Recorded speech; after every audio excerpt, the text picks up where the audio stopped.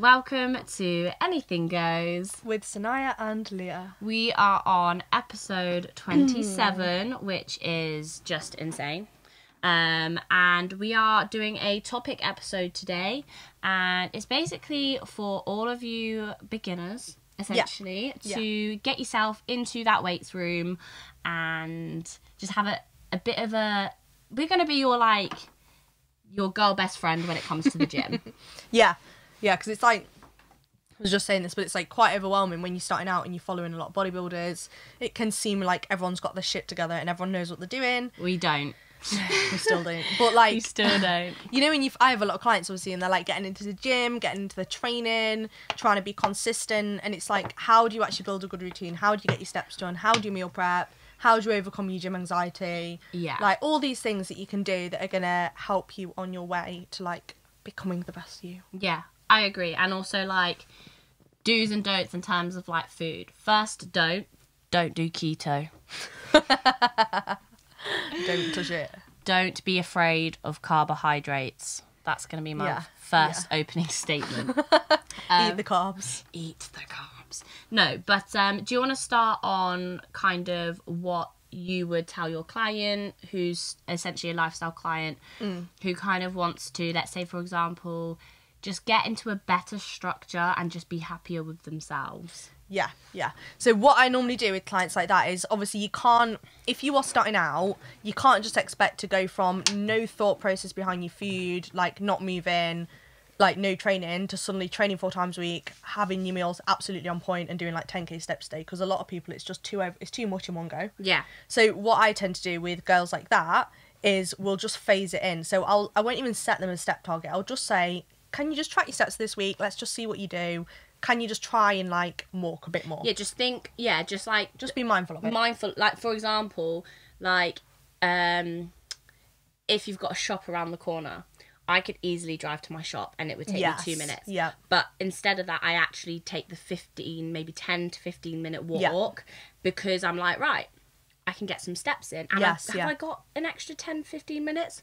Well, I'm going to make sure I do. Yeah, so like little things like that. So I'll just start them off nice and basic, like we'll come to this later a bit more, but you know, if you haven't trained, don't go in trying to train 4 or 5 times a week, you know, start on I start a lot of girls on 2 full body sessions. Okay. And I'll repeat the session. So they have one session that they know what they're going into. Yeah, so then they get really confident at it, because if I put a girl into the gym and she's like, I'm really not confident, which happens quite a lot. I feel like most people are like that, because a lot of people will go, right, I'm doing cardio, I'm not getting the result that I want because I don't have any structure in my life, I have no education around nutrition or training, I'm going to get myself a coach.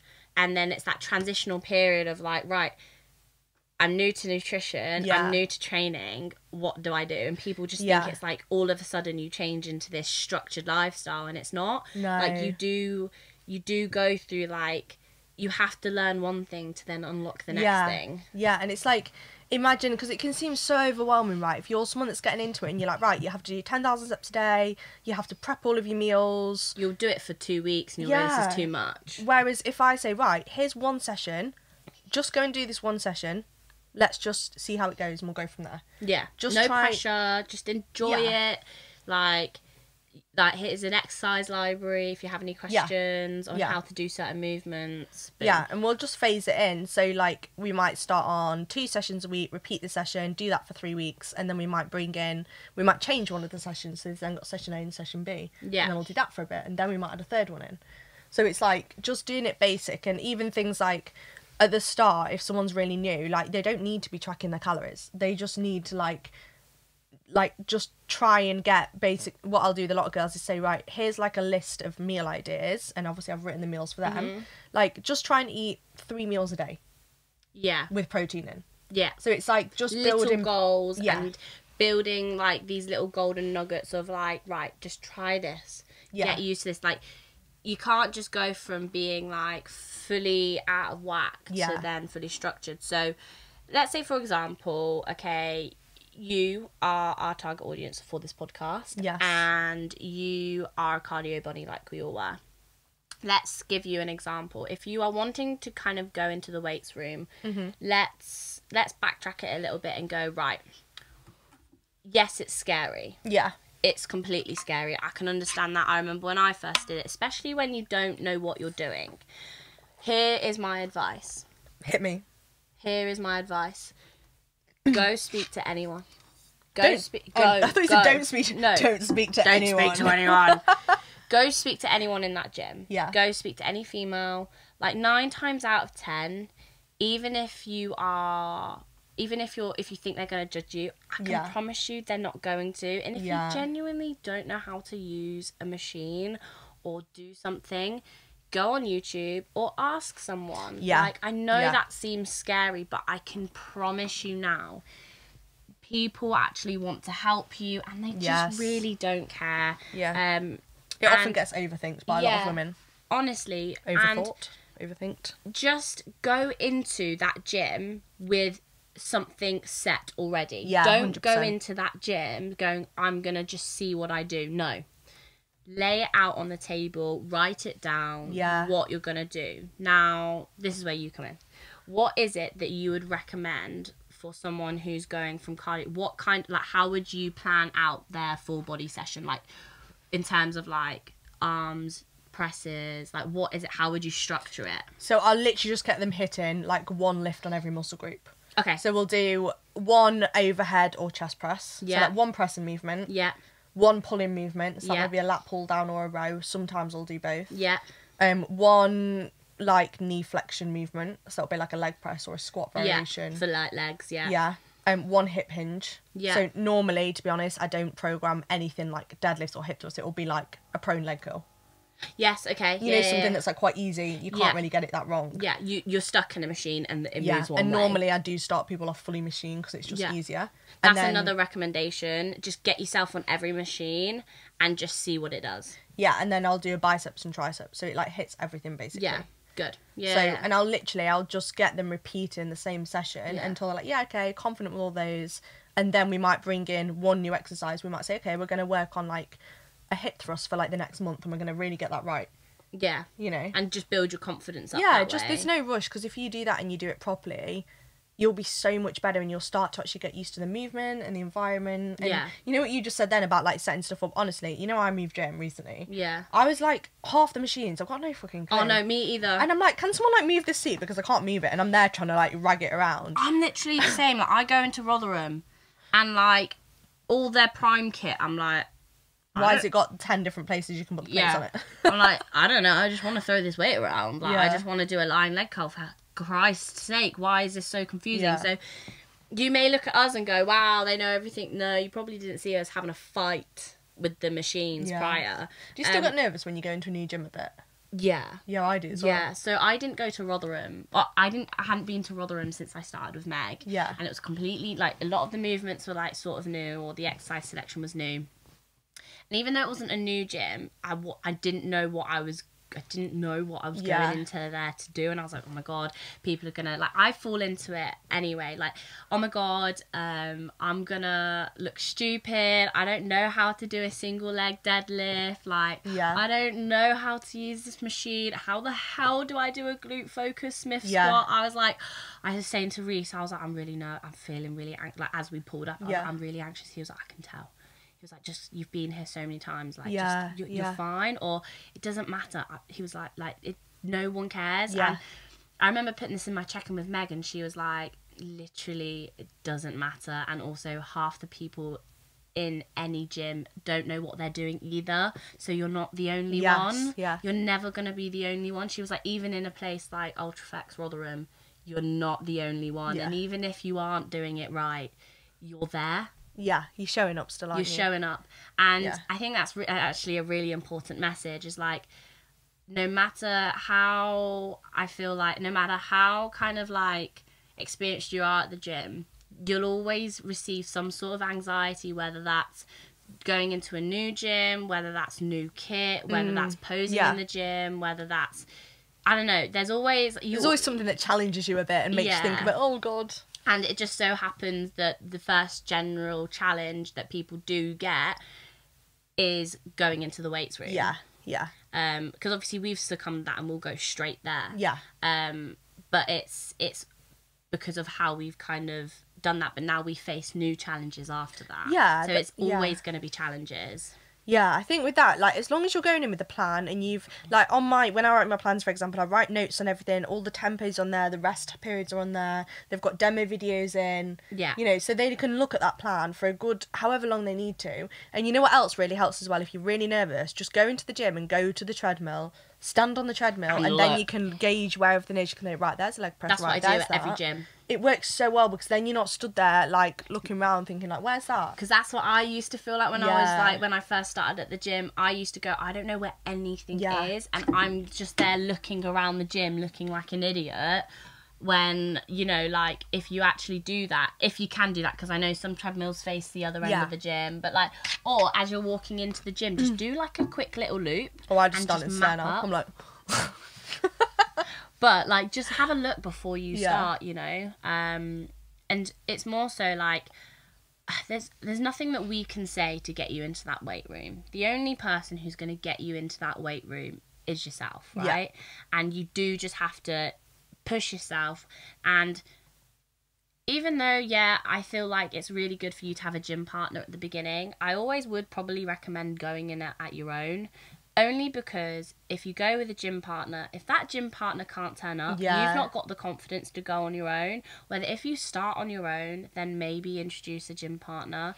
You can still then have that, you'll have so much more confidence because you're not relying on that other person to turn up for you to turn up. Yeah, and I think once you're in there once and you've like gauged where everything is, you'll be like, oh, actually, like, okay, this is all right. It's just also, that first time. Yeah, and also, oh, actually, no one gives a fuck. Yeah, and I think that's the thing as well. I think I talk to girls about this all the time, and everyone's like, oh my God, everyone's staring at me, like, I don't know what I'm doing. Like, no one is actually looking, or everyone's too focused on themselves to give a shit about what you're doing. Yeah, literally. Like, that's literally so true. Like, or even if, you don't get me wrong, we ain't going to sugarcoat it. There's going to be probably the odd twat. Yeah. And you know what? Fuck them. Like, says more about them than you if they're saying stuff. And also, you are turning up and you're giving it a go. And I feel like there are so many moments where people just will always look stupid and people will always have an opinion. Like, for example, in the world of the experienced bodybuilder, there's so many different ways to skin a cat. And there's so many ways to bodybuild. There's so many ways to train. Like, if I lined up 10 coaches and I showed them the same video of me doing a deadlift, each one of those coaches will most likely give me a different suggestion and a different Q-tip. So it just goes to show, like, there are so many ways to do something right. So if someone says to you, oh no, that's wrong, it might not actually be wrong, it just might not be how they do it. I think so. Just remember that. So basically, go in with a plan. Make sure you've got a plan. Keep it simple at the start. You don't need to be going and doing 5 different sessions. Just get one session, rinse and repeat the session. And do the exercises you enjoy as well. Like, I think that's really important. Like, if you find that you don't, if at the start, if you do an exercise that you aren't enjoying, you're not going to enjoy the gym. So just find something, get good at it, and then, like Leah said, then you can start adding in another one, and then another one, and then you'll soon start and branch out to more things. And I also think, make sure you've got a logbook or a notebook or like Eyes and app with my girls, because then you can write down what you're doing, you can write down your weights. When you go next time, you've got something to base it off. And progress those numbers. Don't just think, I think another fun little tip is, don't just stop at the rep range that's been given. I say this all the time to the girls. Like, just because you've done a 12 to 15, if you feel like you can go more than 15, do more than 15 and go until you can't do any more. And then next session, you'll go, oh my God, I did 25 reps. I need to up my weight so I can be in the rep range. And it's one of those things where people are like, no, but my plan says 12 to 15. I can't go over 12 to 15. No. That's just guidance as to what weight you can do. So you need to find the weight that corresponds with that rep range. And if you haven't found it, just keep going. Just keep going. And girls, another thing, there's so many little Reeling things. them off. Doesn't matter what you look like at the gym. If you pull a funny face because you're training hard, you pull a funny face. No one's out at the gym trying to look pretty. And if you are, then fair play. But I don't know how people do it. I don't know how you do it.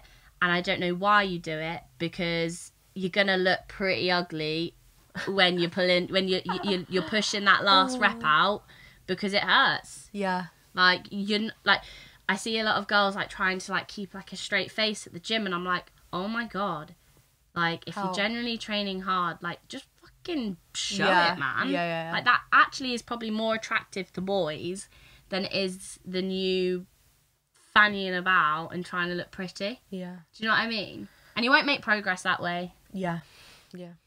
What would you say, like, if someone is getting, like, gym anxiety? Have you got any tips for that? I mean, the stuff we've said will obviously help, but is there anything else you can think of? Yeah. Go on, then. I think the first thing is, even though I just spoke about, like, not making yourself look pretty, I actually think, think wearing your favourite gym outfit, you know, maybe putting a little bit of makeup on, maybe straightening your hair and putting your hair up in your favourite hairstyle. Like, when you're in your sets, don't think about your looks. But, like, I think when you're confident and comfortable in what you're wearing, 100%. you're already going to feel quite motivated to kind of do it. And I don't think that overcomes gym anxiety, but I definitely think that gives you the confidence to kind of go in there and show who the fuck you are. Like, I love wearing, like, a cute little gym set. Yeah, and I'm like, hey guys, I'm here. How you doing? Like, every time I go to a new gym, I'll wear my favourite outfit at the time. Yeah. I'll make an effort, because not because I'm trying to impress anyone, but I am actually there just trying to make myself feel good in an environment that I'm not used to. Yes, I definitely think that's a good tip.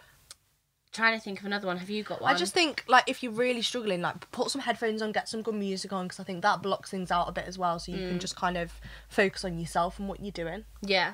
I also think, kind of opposite to that, but still think that, speak to the receptionist and just have, like, a really friendly chat with them, because once you've made a friend at the gym, you will feel comfortable with that. So, like, you buy your day pass and maybe just have a chat with them, ask how their day is, because once you don't feel lonely and feel like everyone's looking at you, that kind of thing, I feel like if at least the receptionist knows who you are, then you'll feel a little bit more comfortable, because you know that if you don't know how to use a machine, you can go and speak to them. You can go and speak to them. I do that all the time in new gyms. I'll, like, go to the person in reception and be like, can you help me to set this bit of kit up? I don't know what I'm doing. Yeah. And just because they're the first person you've spoken to, right?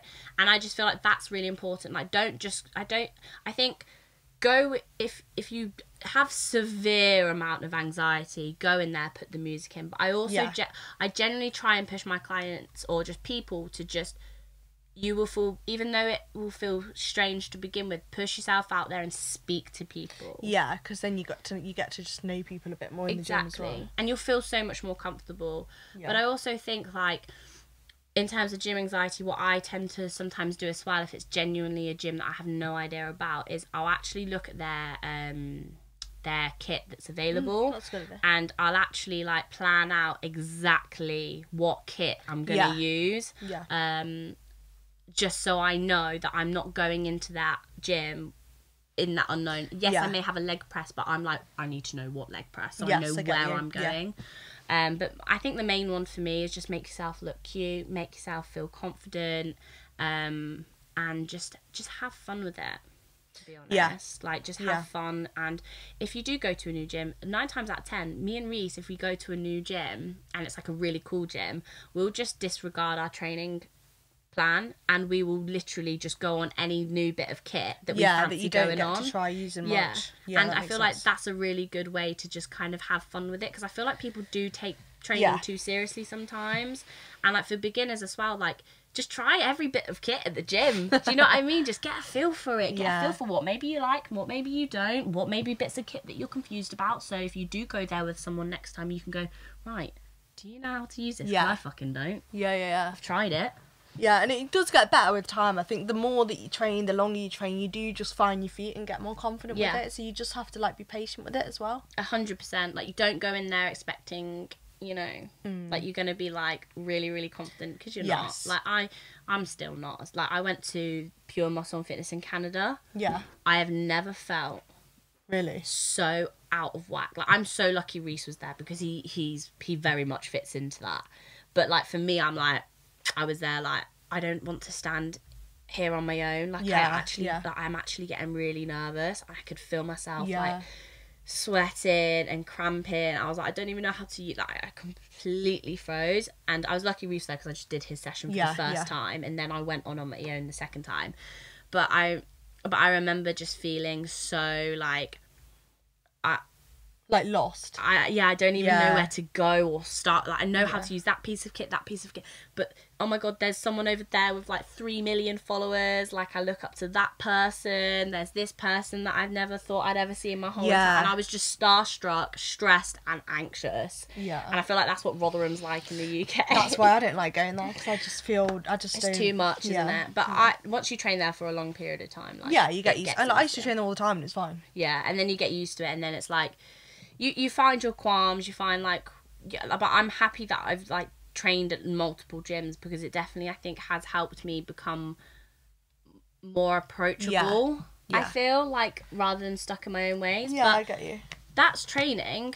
Should we move on to the last part of this podcast and talk about like maybe nutrition aspects that people should consider? Let's do that, because I think when you are someone that is like has no thought at all to their nutrition. Like, I work with a lot of girls that are literally like no form of meal planning, like just chuck a bowl of cereal or don't eat breakfast, grab a meal deal, and then they'll just have whatever. They just don't eat like regularly. They just don't understand nutritional value, and where, you know, like, almost there's a certain place where you should place certain foods if you do train, and I feel like that's a really important thing to like start at, but also knowing what you're eating and putting in your mouth is also as important, so you can almost calculate what you're doing and have that understanding of, right, I've gained weight this week, why? Yeah, definitely. And I also think even like little organizational tips, so like how, if you do meal prep, like how do you meal prep, how do you plan your week, you know, just basic things that kind of get the ball rolling. Like, what would you recommend? So, I mean, if you are really starting out and you are like, there's no planning at all going into your food, the first thing that I would actually do is just look at doing a bit of planning, like, for your week. So just literally sit down. You can use a notebook, you can use the notes on your phone. Or on your iPad if you've got a cool little pen. Yeah. I loved using that. You know what? I nearly bought one of those for that reason, because I was like, this is literally the dream. Leah, I bought one. £800 it cost me in Canada. And I used it for 2 weeks. Yeah. Didn't, like, you just use it for Netflix now. Yeah. Because it's great until you realise how much work it takes. Yeah. And you're like, I don't have the time for this. Yeah. And I ain't carrying my iPad around. And if I do a task, I ain't just going to get it out and tick it off. See, I just use Google Calendar. I'm just in on that. Yeah. So it's cool. Yeah. If you're at uni. But, like, if you're working, I feel like it's just a bit. Yeah, so I literally would just say, I get my clients when they're doing this to just literally do it on a notebook, because it's just easy. Yeah. But just write down, like, breakfast, if you're really, really basic, right, you're starting out new, breakfast, lunch and dinner, and just plan what you're going to have each day. What I do with a lot of new clients is I'll keep the breakfast the same, I'll keep the lunch the same, and I'll change their evening meal. Because that's normally what they'll have, like, with a partner. Yeah. So it's like, at least then, you know, you can prep your lunch for the week. You know you've got your breakfast in for the week.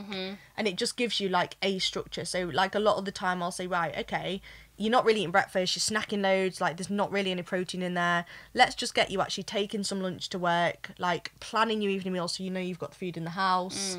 And make sure, like, each of those meals has got a protein sewn in. So a lot of the time what I'll do with girls is just get them actually, so I'll plan the week for them when they're starting out. Yeah. But, you know, if you don't have a coach, you could just plan your own meals. But try and make sure you're getting, like, 3+ protein-based meals in over the day, because that in itself, if you're eating 3 protein-based meals, you're probably further ahead than most of the population. Yeah, yeah, so true. Like, yeah, so you know? True. It hurts. Like, it's actually scary. Like, no one has any awareness of protein. No, most people will just have a protein source in their last meal because of the dinner aspect. But no, like, you are right in the sense of, like, the little goals. And I think if you're like, I feel like the main thing that people do find as beginners is their statement will be, I'm a cereal snacker, help me. And personally, I think having these 4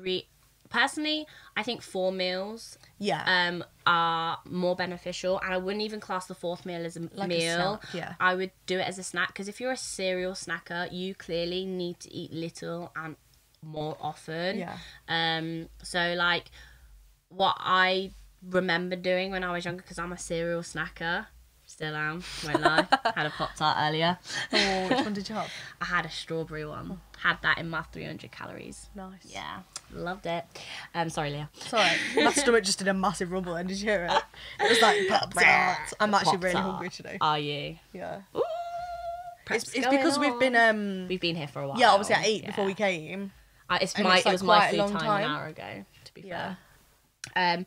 But yeah, no, just like having actual meals that are like calorie dense in this, And not nutrient calorie dense. nutrient dense. Yeah. Sorry, that's what I meant. Where it's like, instead of having a chocolate bar that's 300 Yeah, calories, yeah. Obviously this isn't a really good like this for that. Have rice and chicken, or like have pasta and pasta sauce yeah. and cheese, Or like Greek and yogurt and like maybe Yeah. a bagel or something, or fruit. exactly. Like, if you're a cereal snacker, just think about eating little and often and having protein in every little bit that you eat, having a bit of carb and a bit of fat in everything. But don't just go purely for just fat and have 500 worth of your calories on a chocolate bar, because you're going to be hungry later on. Yeah. So it's like, it's one of those things where you could actually do like 3 meals that are just like breakfast, lunch and dinner. Yeah. And then maybe you could take away 300 calories from your total calories for the day and have that in whatever you want. But whatever you don't do is don't take away calories from these 3 meals, because these are the food that's going to fill you, and you might actually find that you don't want that last bit, because you are actually now eating more food than you actually thought, but you're eating the same amount of calories. Yeah. What I usually find is when I do this with clients, it's like once we've got those 3 meals in and they've got the protein in each meal, that massively increases the protein content, so they're fuller from that anyway. We get some fruit and veg in the meal, we get some carbs in the meal, we get some fats in the meal. They've then got 3 servings of fruit and veg, carbs, protein, fat. And then normally from that, even from doing that, they're like loads fuller, because they're like actually eating enough protein. And then what I'll normally say is, right, here's a list of like high protein snacks. So I'll say, right, if you're hungry, go and have a high protein snack. Have a protein pudding, have a protein smoothie. Have like a turkey and ham bagel thin with like some dressing on, or, something along that sort of line. Yeah. Because then... And that is a snack. Yeah, and then I'll build people up, so they have the 3 protein-based meals, the protein-based snack, and normally most people are okay on these 4 meals a day. Yeah, I definitely think 5 is leading more towards the bodybuilding kind of thing, but I do genuinely think people should be eating more than 3 times a day. Like, I don't feel like there should be a breakfast, lunch and dinner. Like, a lot more people are snackers, and that's where people go wrong, because they're succumbed to the 3 meals a day, when in reality, like, I could not eat 3 meals a day. No. I'd starve. Yeah, I actually, like, people, like, my people at home question me, and I'm like, well, actually, like, it's probably better for you to kind of, like, consistently give your body energy throughout the day. Like, you're spreading your meals out, so you're not putting too much pressure on your digestion. You feel you're better. Not super full from your evening meal. No. You're not eating a massive meal. Exactly.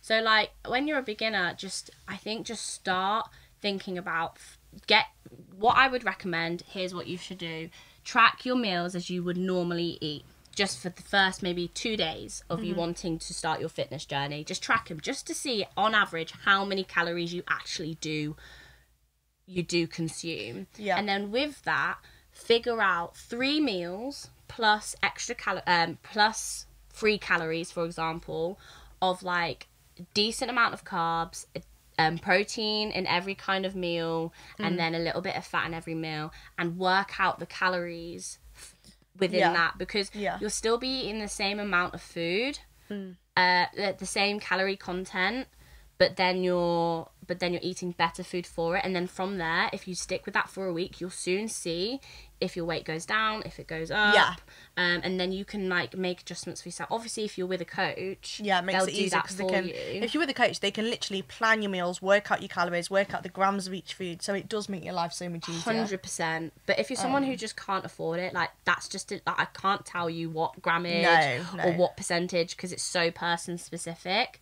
But there are things out there that can help you with it. But it is my recommendation, if you're genuinely wanting to take steps forwards and be really, really serious, is find a coach and kind of like get them to educate you on it, because there is a lot of things out there that is bullshit. Yeah, literally. And this is why we're here telling you kind of what to do.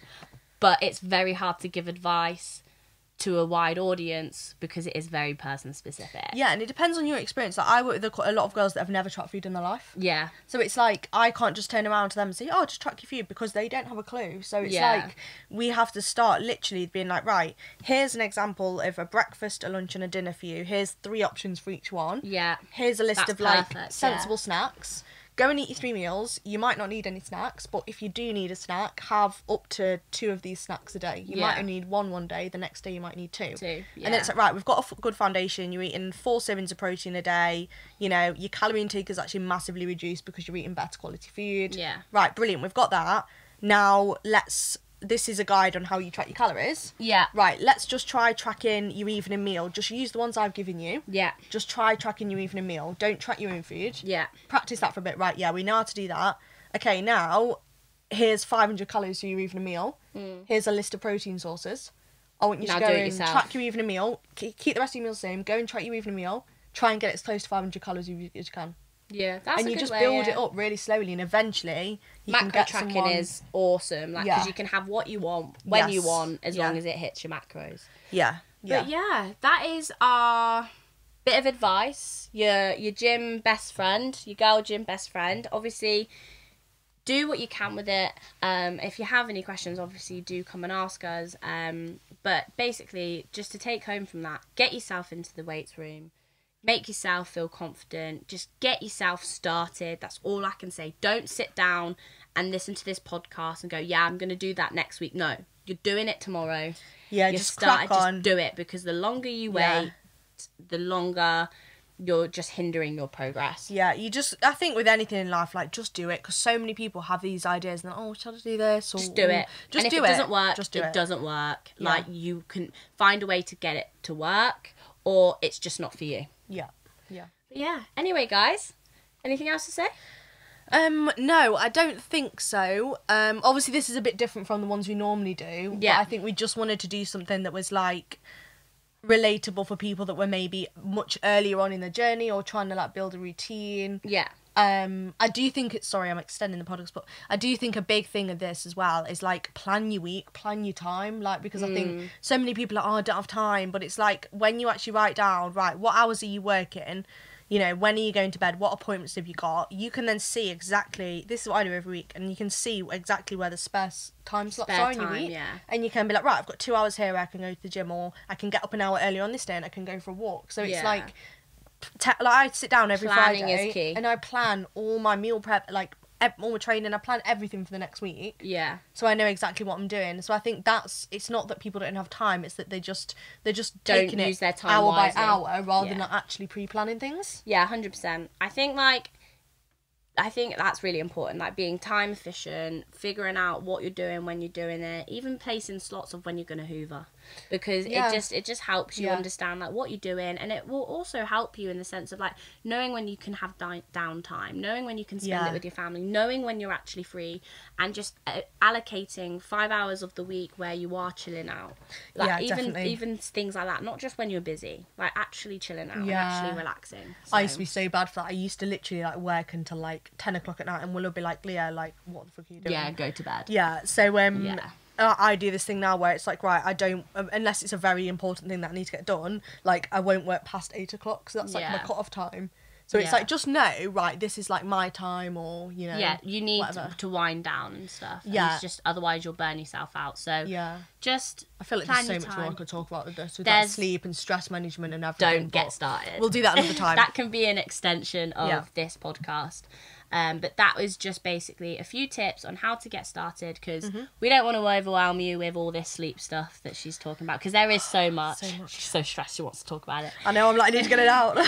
But we can maybe do this as like part 2. Like a part 1, and yeah, then okay, part 2. Yeah? Part 1 complete. We are done. Anyway, guys, thank you so much for listening to our podcast, and please subscribe. And follow. Thank you very much.